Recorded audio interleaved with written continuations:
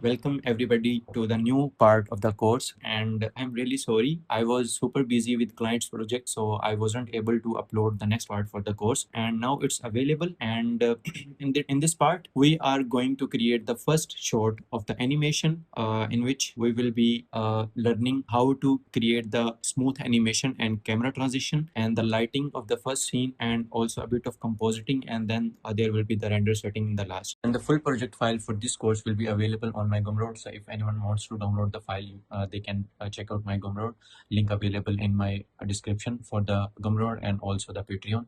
So if someone wants to download the other project files I upload on my Instagram, they will also be available on my Patreon. So without wasting any time, let's start our tutorial. So this is the setup. I have set up everything like this, and these are some parts of the keyboards. Uh, and these are some simple cubes. I shape it like this. And if I go to the texture view, and you can see these are simple planes with grid texture on it, and you can find it in Blender Kit. You can search for grid, and they will show up like this. You can see here. If I search that again, maybe internet issue, but you can search grid and they will show up, and this is the simple texture of grid. You can see like this one and this one, and this is simple blueprint I have downloaded from internet, and you can search Google on like keyboard keycaps blueprint, and they will show up like this. You can use any of, and this is also a simple plane. These are some keycaps. I have set up everything like this, and there is no light in this scene because I am using currently the inbuilt HDRIs, and you can see this is the world strength is 1. If I set it to 0, all the scene will be black, and the grid is have some kind of emission, so that's why it's like giving some sort of lighting. And if I turn it to 1, the whole scene look like this. But we will start real lighting for this, and it's very easy to light up the scene. We will just simple add 3 lights, and after that lighting we will mix 2 separate HDRIs to smooth out the shadows and light up the scene equally. So let's start our setup like this. I will split the window into 2 like this, and first of all I have to set up the camera so I can see where I am doing the light. So first add a simple camera.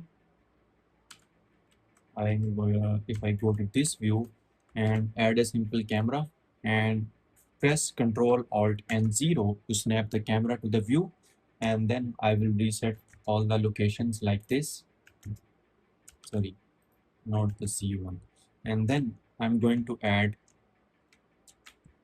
the simple empty.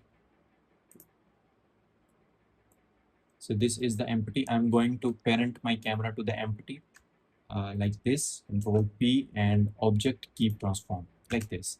Now I want to move it to like this, GX, and change the focal length of the camera to 120 millimeter and scale it up. Sorry, select your empty.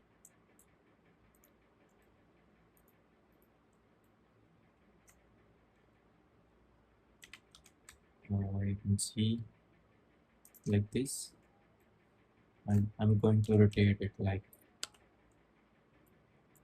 again.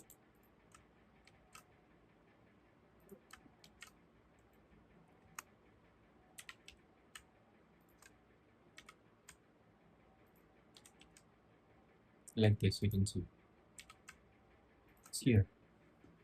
Now let's start our lighting. First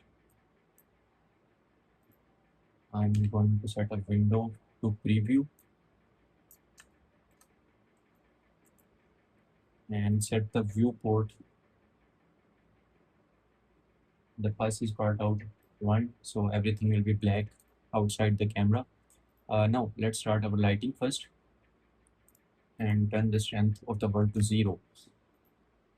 So I will add a simple light here, and you can set it up like this, and I will be setting the strength to like 30 34, and rotate it like this.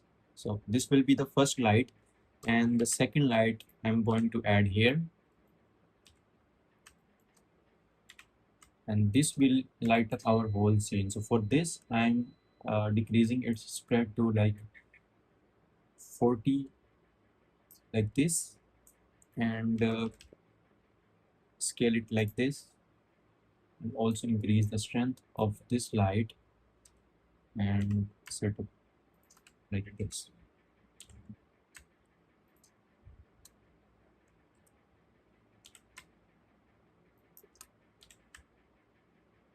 And it's creating the shadows. You can see the dark shadows here and here. Also increase strength to here. And this last light I will add here.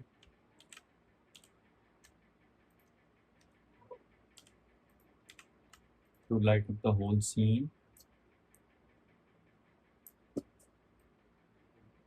like this. And this is the simple lighting process I'm using for this scene, and it's very easy. You can see here. Now I will combine two HDRIs to fade out that shadows and also light up the scene more, because you can see there is no light in this scene, and it will create some, I can say, some noise here, which will not look good in final render. So in the world setting, I am adding a simple HDRI. Select the background and press Ctrl T, and it will automatically add that node and allocate your HDRI. I'm selecting duplicate this setup and also duplicate the background node and connect them like this, and also add a light path node and connect each camera ray to the effect and turn the strength to 0.56 or 0.5, and also rotate them to like 500 or 550, and also this one to 450. And you can see the whole scene light up, and it's looking very beautiful right now. And you can also change select its strength according to your preference, and it's looking good to me. You can see here, the scene is looking good right now. And now let's start our work on animation. So the animation will be very simple. I'm going to move the camera from here to here, and then this camera will zoom out, and the second camera will start from here, and then it will rotate, and then it will go up like this. And when it will reaches here, some part of the keyboard will lift up, so it will look like the dynamic animation, and we are going to create that animation very smooth with smooth transitions, and we will play with some curves to get the animation smooth. Now let's start our animation. uh, I will animate this camera by using this empty. I'm not selecting my camera, I'm selecting this empty. The camera is parented to this empty. So add a simple keyframe here and go to the frame number like 150 and move the camera here. After moving here, rotate a camera a little bit like this. We will add scale animation later. And here, and you can change it to 120. Currently the animation is looking like this, but I want to start it fast, slow in the middle, and fast in the end. So change the curve like this in the start, and also in the end like this. Same with the rotation animation, you can see. And if I play my animation, you can see it's looking good. So now I'm going to scale out. So it will be zoom out from here. So for this, currently I am just clearing all the keyframes on the scale, because we are not using scale here. So on the frame number 120, I will add a simple scale, and on 150 or 135, I'm zooming this out like this. So it will create a dynamic animation for this. So we are using currently the scale for this now, and hide all the other keyframes. Sorry, I'm using the wrong here because I have to select only the clear keyframes and add a simple keyframe here, and then move to the 130 feet keyframe and scale it up like this. Sorry, scale it up like this, and then only put the scale keyframe. Do not set the keyframes for other rotation or location, and hide all the rotation and location keyframes curves from here. And then we are going to set these keyframes like this, because it will uh, start to scale up slowly from the starting, and then it will turn into fast at the end. So I'm using the curve like this, and if you play the animation, it will look like this, which is obviously not looking good at all. So we have to move our curves. Sorry, we have to move our all the curves to 135 keyframes. If you play this, like, you can see we are getting good results, but you can see it's suddenly start to move up, but I do not want that. I want to make it very smooth. So for that, what I'm going to do is here, select the first frame of my scale animation, duplicate that and move it to like this in the first frame, and move it a little down here.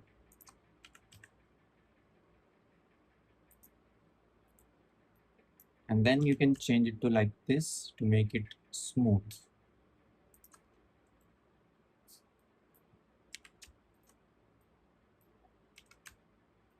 Now, if you play your animation, and you can see it's already looking great and smooth.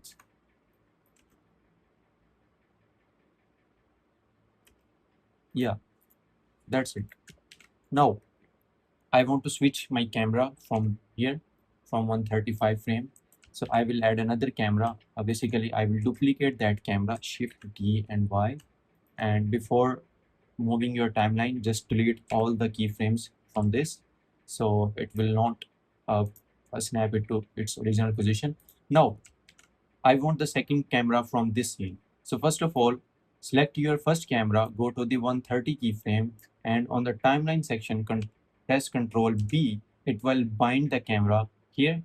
So now select your second camera, go to the one frame next on 136 keyframe, and on the keyframe section, press Control B. It will also bind the next camera to here. Now we are switching cameras here.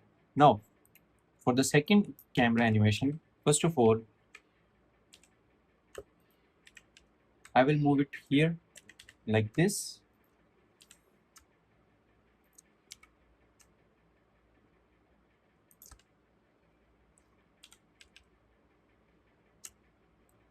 Like this.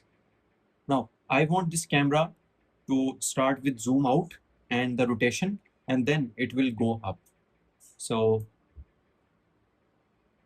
let's put our keyframe here, one keyframe here, and then the keyframe in the last, and for that it will zoom out like this, and then rotate it like this,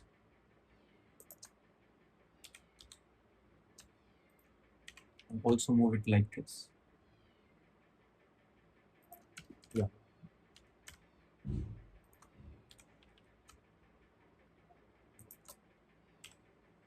And if we play this, you can see it's not looking good, but let me make it smooth.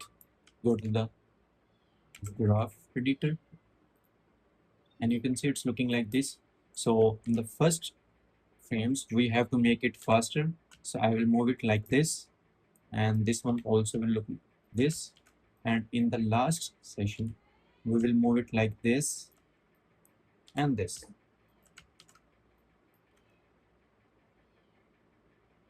You can see it's still not looking good because I'm not using the good scale here.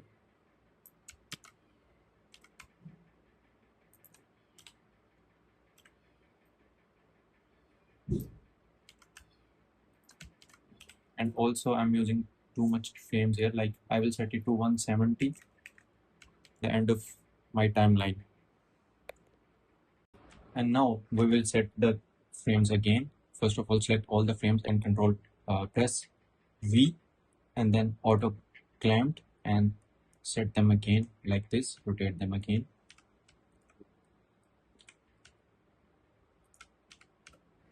Like this, and in the very last frame it will be looking.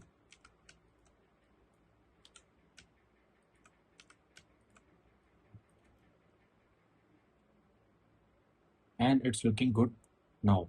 And if you are unable to move your curves like this, you have to set your pivot point to individual centers. So each head of the curve will move its own position. And if I set it to, your basically will be on maybe 2D cursor. If I press R, it will move like this. And if you select it to individual centers, then it can move freely like this.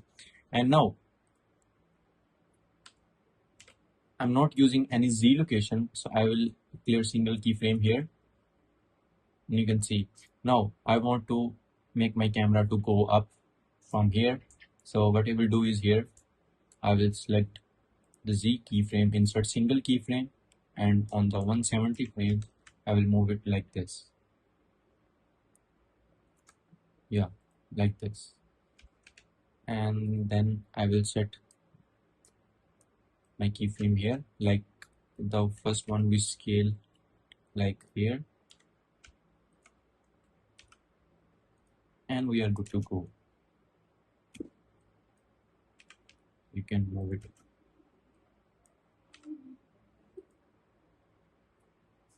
Yeah, that's looking smooth animation. That's great animation for now. And then in the end, we can just move our keyboard parts up here. So I'm using just the Z location and lift it up like this, and also rotate some of it like this.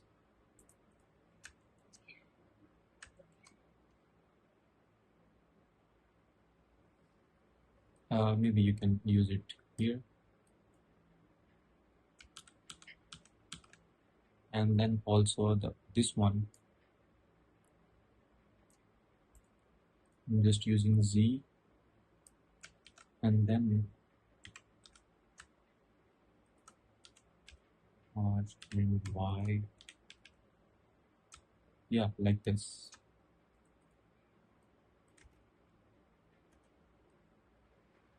You can see it's not looking good at all because sorry, I was wrong because I'm not using any rotation keyframe here. That's why the rotation is just permanent from here. So I'm using here all the keyframes and here all the keyframes. Move it like this, rotate it a little bit like this. So we have dynamic rotation here. Press I here, and you can see no, it's looking good. And same for this one, we'll be using keyframe here and then lift it up, rotate it like this.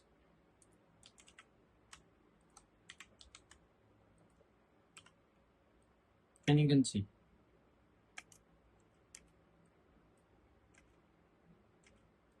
you can move keyframes for both parts here. And also go to the keyframe graph editor, and in the very first frames I want it to very fast, and I want them like this, the same. We are using the same pattern here. Yeah, if I play this, you can see.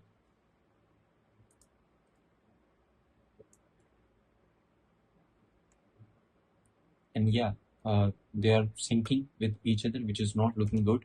So I have to move my keyframes like this. Yeah, it's looking good.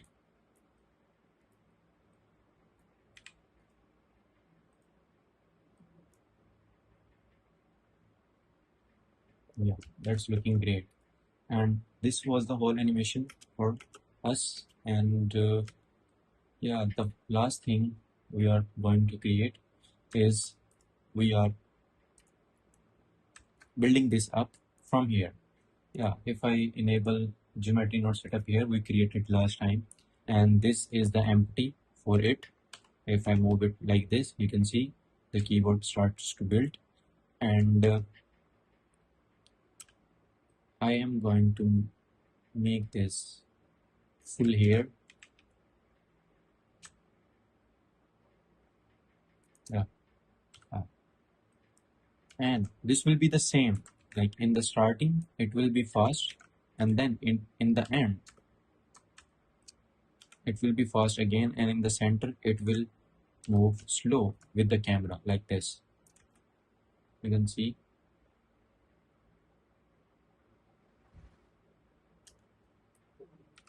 You can make it extra fast like this.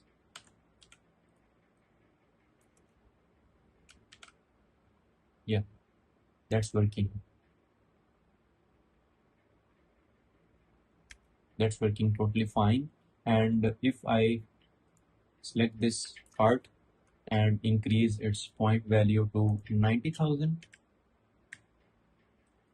and the density for volume will be 0.005, and then you can see the keyboard is looking perfect and it's building in very good style. And for the compositing, I'm using compositing right now. You can see if I disable my compositor in the viewport, it's looking fade. And for the compositor, I'm using this color balance, and from the lift and gamma set it to white point. And then I have just put my temperature down to 62 03K, and also add hue and saturation node and set the saturation value to like 1.17, and then there will be brightness and contrast, and also increase some of contrast a bit. And if I enable my compositor in this, and it's looking like this.